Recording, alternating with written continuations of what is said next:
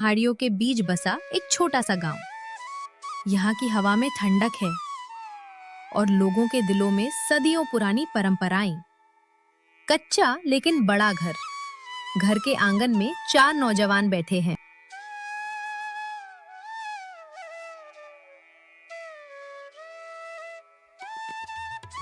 इस घर में 4 भाई थे।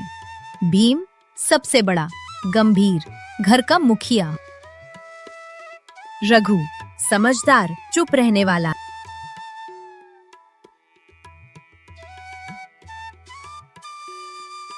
मोहन भावुक, जल्दी टूटने वाला।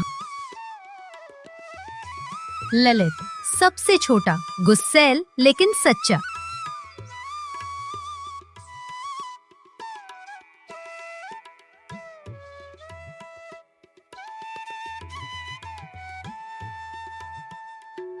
चारों भाई अलग अलग स्वभाव के थे, लेकिन एक बात समान थी, गरीबी और अकेलापन।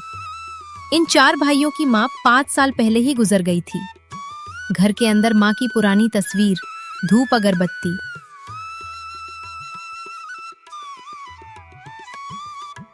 माँ चली गई, अब इस घर को संभालने वाला कोई नहीं है।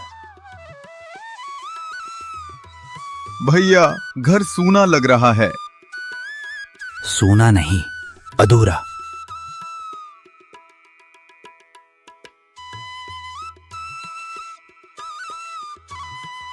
इस घर को चाहिए थी एक औरत, लेकिन सवाल ये था, किसकी?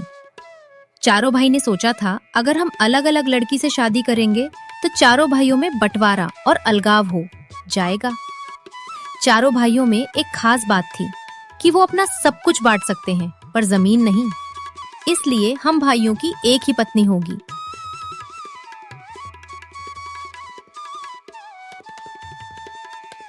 अगले ही दिन तीनों छोटे भाई खेत में काम करने चले जाते हैं।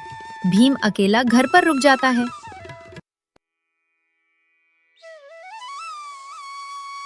एक दिन उन चारों भाइयों की मौसी उनसे मिलने आई। बातों ही बातों में मौसी ने उन चारों की शादी की बात करने लगी। और बेटा भीम, सब कुशल मंगल। कैसे हो तुम सब? अरे, रघु, ललित, मोहन कहाँ हैं? दिखाई नहीं दे रहे हैं। रघु, ललित, मोहन तीनों खेत में गए हैं। मैं अकेला घर पर हूं। घर पर भी कोई होना चाहिए ना। बेटा भीम, तुम चारों भाइयों की शादी